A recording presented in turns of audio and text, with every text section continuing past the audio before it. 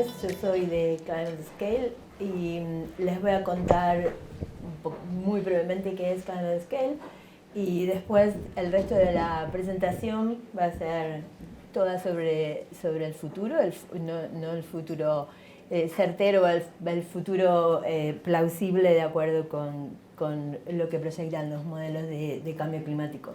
Voy a hablar de cómo se mapean los riesgos climáticos, un par de ejemplos sobre lo que se ve en los datos en Chile y el tema de cómo se hacen los análisis de riesgos de cambio climático. Climate Scale es un desprendimiento de Vortex, pero como dije, nosotros miramos, en lugar de mirar al pasado como hace Vortex, miramos al futuro, proveemos datos y asesoría sobre los impactos de cambio climático y en general hay dos grupos de usuarios, gente interesada en esta información. Uno son los equipos técnicos que en el sector de energías renovables están interesados en entender cómo va a cambiar el recurso, y otros son los equipos de sustentabilidad que están interesados en general en cumplir con determinados requerimientos que existen en muchas jurisdicciones, no en Chile todavía, pero sí en Europa y en Estados Unidos, sobre hacer reportes sobre cuáles van a ser las implicaciones financieras de los impactos de cambio climático en las operaciones de la empresa, en la infraestructura de las empresas. ¿Por qué tenemos que pensar en cambio climático? Está claro que el pasado no es más suficiente para saber qué es lo que va a ocurrir en el futuro. Esa imagen que ven ahí es un mapa de los océanos, es un poco rara, pero desde la Antártida viendo los océanos del mundo y cuál fue la anomalía de temperatura en los océanos entre marzo del 2023 y febrero del 2024. Y si ven la escala, en casi todos los océanos la anomalía fue 2-3 grados más elevada que el promedio de los últimos, creo que es sobre 40 años. Hubo un niño muy grande en el Pacífico, esto que está acá, ¿se ve esto? No. Ok.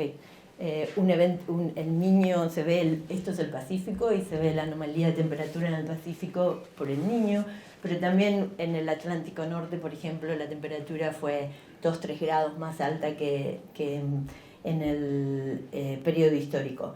Y aparecieron publicaciones donde los modeladores de clima decían que ni siquiera las proyecciones de los modelos de cambio climático habían visto esto.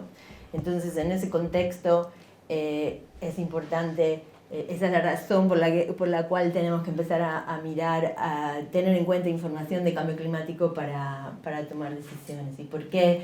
En particular, en el contexto de energía eólica y solar, la primera razón es para estar preparado, para manejar los potenciales riesgos de cambio climático. Y como dije antes, en muchas jurisdicciones también porque hay ciertos requerimientos regulatorios que obligan a las empresas a reportar los impactos de cambio climático y sobre todo los impactos financieros y cómo van a mitigarse esos potenciales impactos. ¿Qué tipo de riesgos se tienen en cuenta?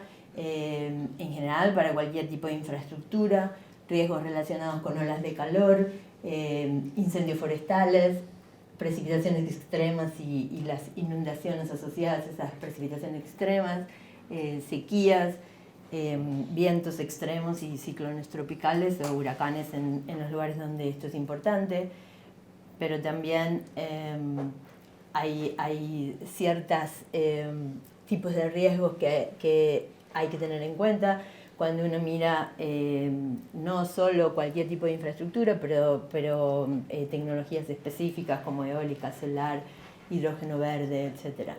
Por ejemplo, en el caso de eólica, un riesgo obvio es el cambio en el recurso, ¿no? El posible cambio en la magnitud y la dirección del viento.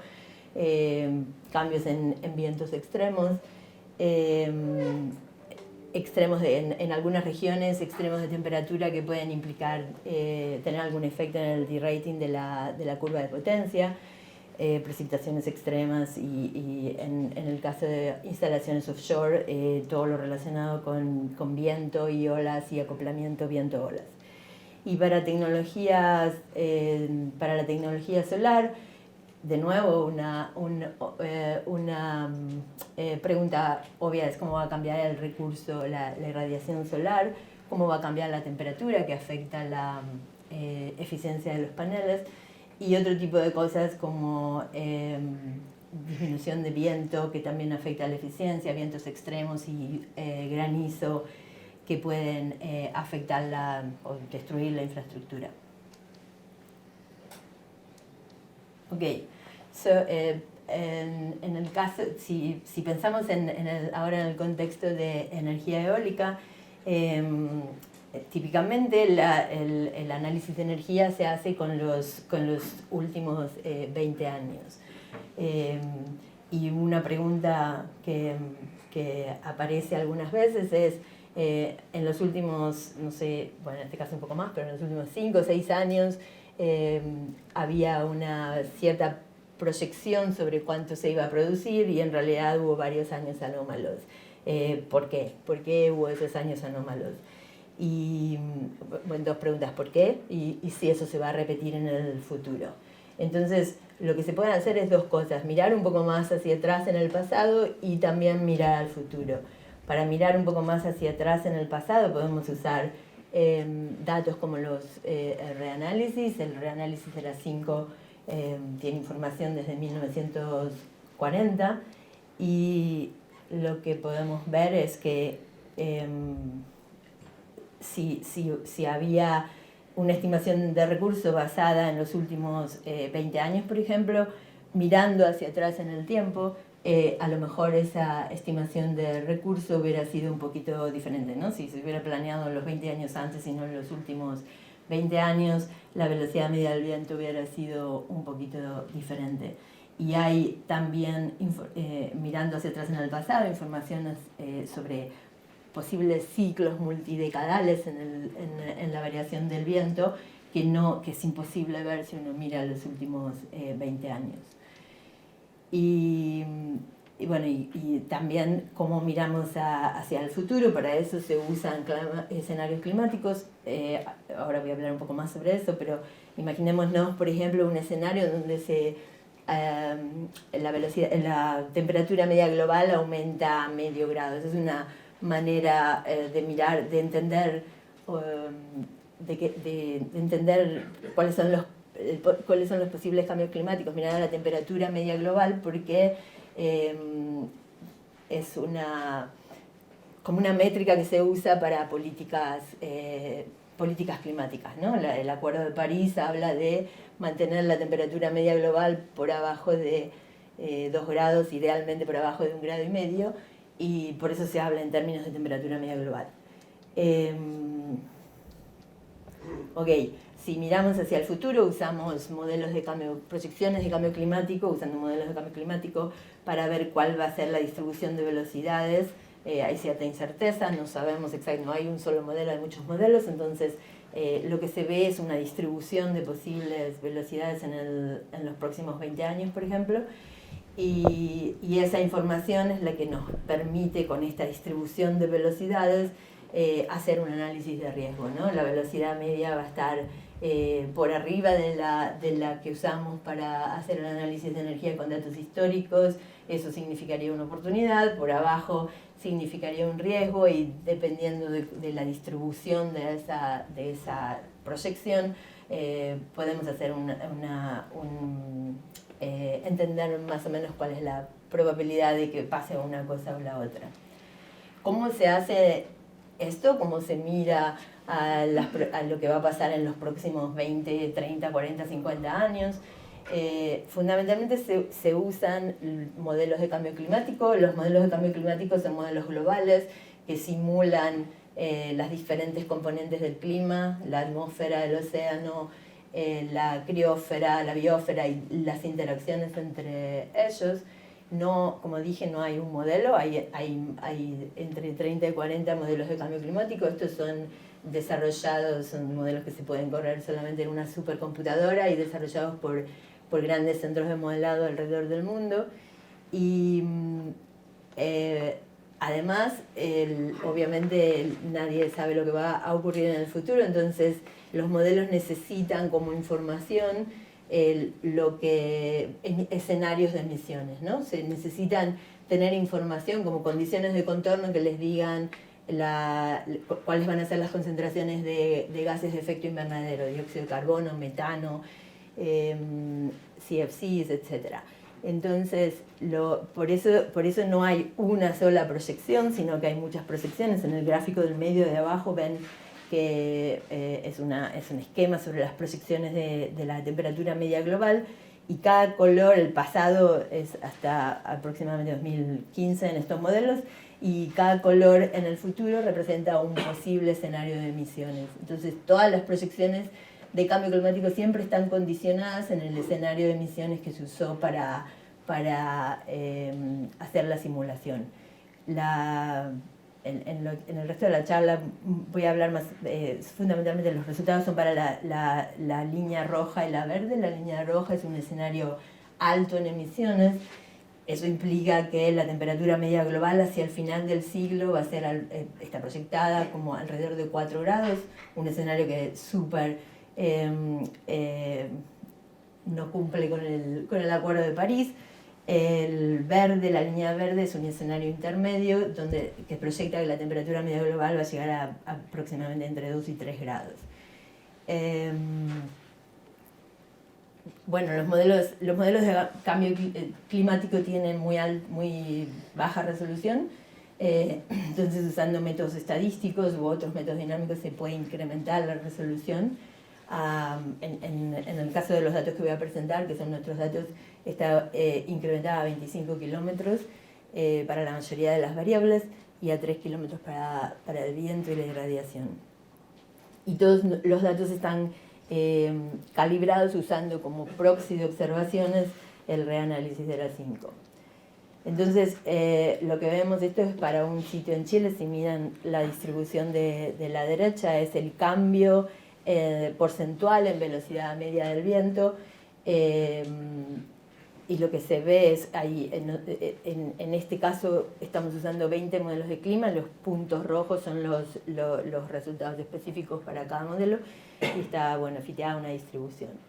Y lo que se ve es que con este tipo de información uno podría entender cuáles son las proyecciones y cuál es la probabilidad de que, por ejemplo, el cambio en velocidad del viento sea menor que -1, o menor que -1%, o menor que -3%, o cuál es la probabilidad de que sea más grande que algún otro valor. Como ven, en este caso particular, la distribución es muy amplia, se extiende a valores negativos y valores positivos. Lo que está pintado de rosa, acá, es donde caen el 66% de los modelos. Es un número medio raro, pero es lo que usa el panel intergubernamental, los reportes del panel intergubernamental de cambio climático para definir lo que se llama likely range. Ok, y si miramos esta información ahora en lugar de un punto en un mapa, esto es lo que se ve para Chile. Estas son los cambios en la velocidad media del viento a 100 kilómetros para los próximos 20 años comparados con 2000-2019. Está basado en datos de CMIP6, es un conjunto, un ensamble de modelos que están...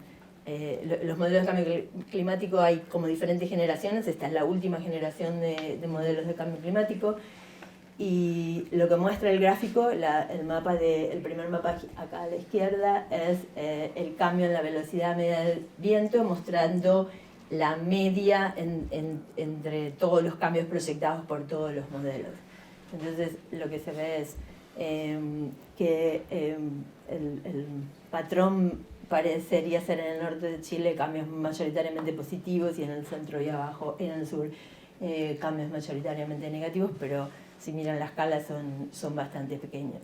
Y una cosa importante cuando uno mira información de cambio climático es cuál es alguna indicación de cuán robustos son estos resultados. Se usa la palabra confianza, sería confidence, en cuán robustos son los resultados. Y básicamente lo que indica el segundo mapa es la confianza definida como medium, mediana, alta o muy alta, dependiendo de cuántos modelos proyectan una dirección de cambio particular. Por ejemplo, acá en el norte de Chile, la mediana presenta cambios positivos cerca de la cordillera. La confianza es en general mediana o alta, quiere decir que 60% o más de los modelos proyectan la misma dirección de cambio. Estos resultados son para el escenario intermedio de emisiones. Si miran el dibujo allá abajo, a la derecha es el escenario que les dije que implicaba cambios de temperatura global de entre 2 y 3 grados. Este gráfico muestra una comparación entre los dos escenarios. Este de acá es el escenario intermedio, acá es el de más altas emisiones, y lo que se ve es algo así como que, por lo menos en el norte y en el sur, los cambios que acá eran positivos y negativos, con un escenario más alto de emisiones se vuelven un poco más positivos o un poco más negativos, ¿no? Se vuelven un poquito más grandes o un poquito más negativos. Eso no pasa en todas partes, pero es lo que se observa en este lugar. Estos son, mirando con lupa la región del norte y la región central. Y bueno, ¿qué pasa si ahora miro un sitio en particular, ¿no? El otro era el mapa, ahora lo que hago es miro con lupa algún sitio en particular. Acá lo que ven son los resultados para dos sitios, uno en Chiloé y el otro en Antofagasta. En uno era donde se veían los cambios negativos al sur, el otro donde se veían los cambios positivos. Y acá lo que ven es cada línea, las tres primeras líneas son Chiloé, las tres últimas Antofagasta, y cada una es un escenario de emisiones, ¿no? Acá está SSP 457085. Bueno, lo que ven acá estas columnas del medio son la información del periodo de referencia, del baseline, pero en el periodo de proyección lo que se ve es en Chiloé los cambios son en general negativos, el ensemble median y el likely range, range que va del 17 al 83% de la distribución, y también hay una indicación de la confianza. Esto es la misma tabla, acá está toda la información de dónde sale la información.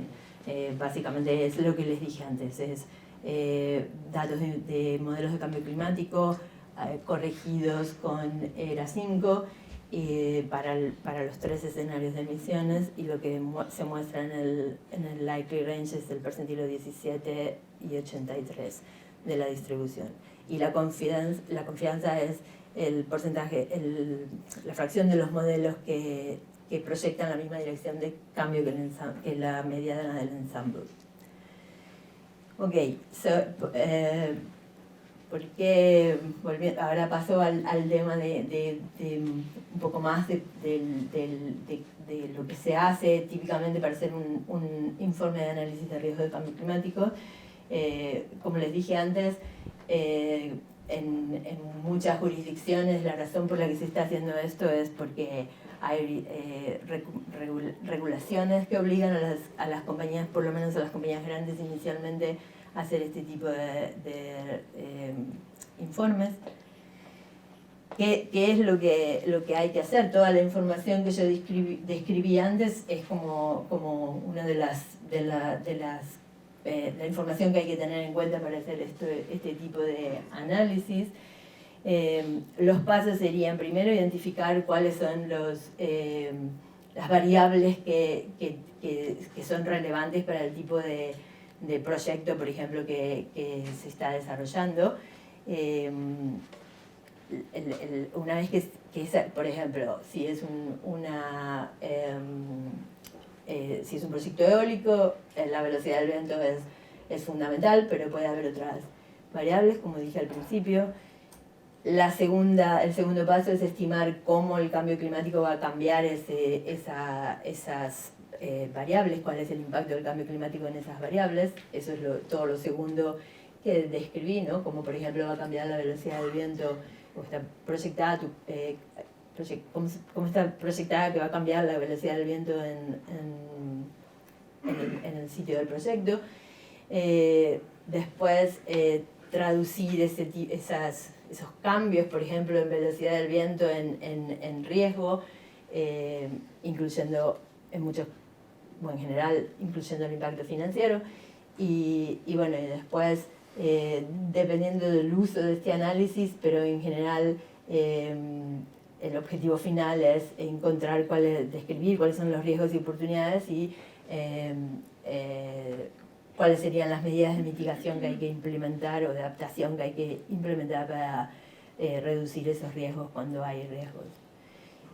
Este es un ejemplo de una tabla que hicimos para identificar cuáles son los drivers de impacto en un proyecto eólico, basada en información, en este caso sacada de hacer reviews de la literatura, pero también de conversaciones con consultores y expertos.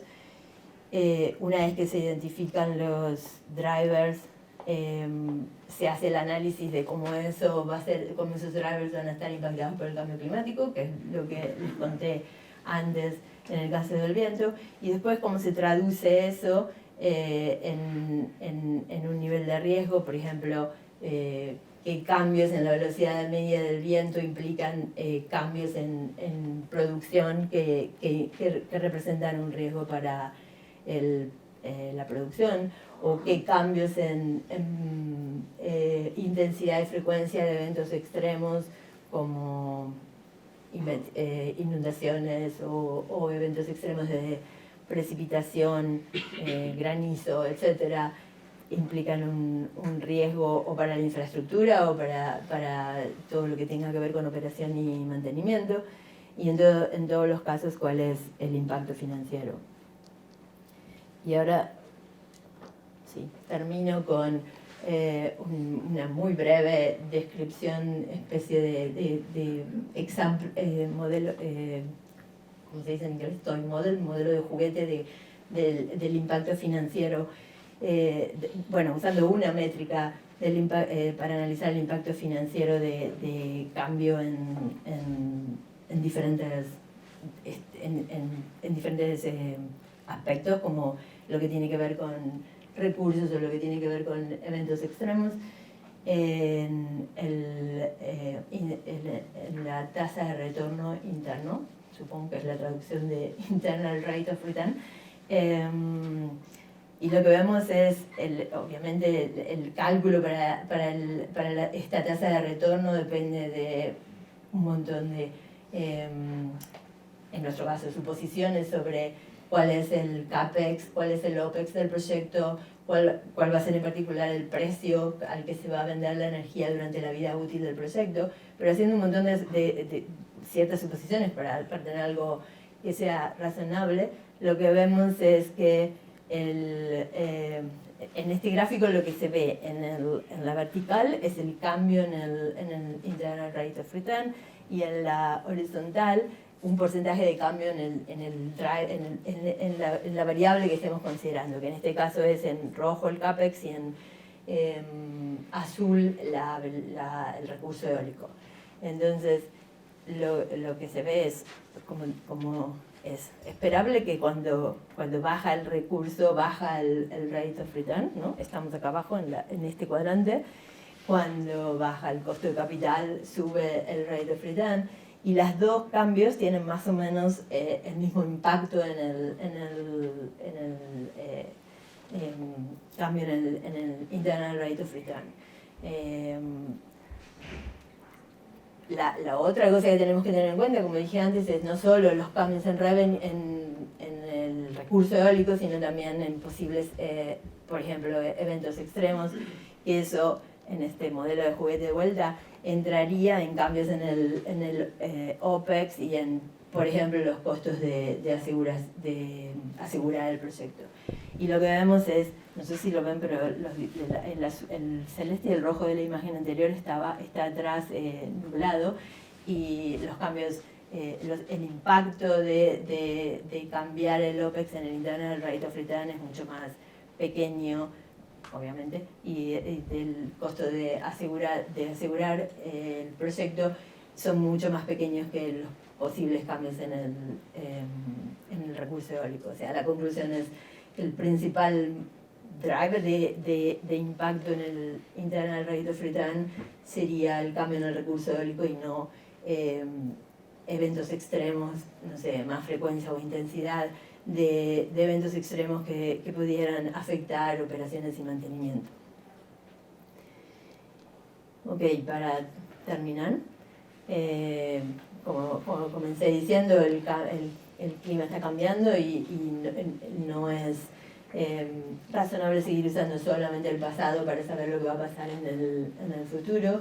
En muchos casos lo que vemos, en particular en el corto plazo, o sea, en los próximos 20 años o 30 años, es que la señal de cambio climático y en algunas variables, en general lo que se ve es en variables relacionadas con temperatura, la señal de cambio climático es muy alta. En Chile lo viven, ¿no? con las olas de calor extremo, con incendios forestales, pero en cosas como variables como el viento o la precipitación, la señal es más baja, y en los cambios proyectados, por ejemplo, en los próximos 20-30 años de viento en Chile son más bajos que la variabilidad interanual. Como dije, todo esto son proyecciones que están condicionadas en qué escenario de emisiones se usó para hacer la simulación, y además hay muchos modelos, no hay un solo modelo, entonces hay un rango de proyecciones, y todas esas incertezas que la palabra incerteza acá no está usada con el mismo sentido que la incerteza de la que hablan los analistas de viento, pero acá la incerteza viene de condicionar la información en escenarios de emisiones, y del hecho de que hay muchos modelos de clima, cada uno proyecta una cosa un poquito diferente, y hay que, como es una especie de incerteza irreducible, hay que tenerla en cuenta. Por eso un análisis de impacto de riesgo, un análisis de impacto de riesgo climático tiene que tener en cuenta diferentes escenarios y todos los modelos, toda la información de modelos que esté disponible para estimar correctamente los riesgos potenciales. Y por último, pasar de cambios en una variable al impacto financiero, que es lo que requieren muchas de las regulaciones, es un desafío, porque supongo que eso no lo tengo que explicar. Proyectar, no sé, precios de la energía en los próximos 20 años es ciencia ficción, y combinar eso con proyecciones de cambio climático y tener alguna información sobre cuál va a ser el impacto financiero del cambio, de los riesgos de cambio climático, es un doble desafío. Gracias.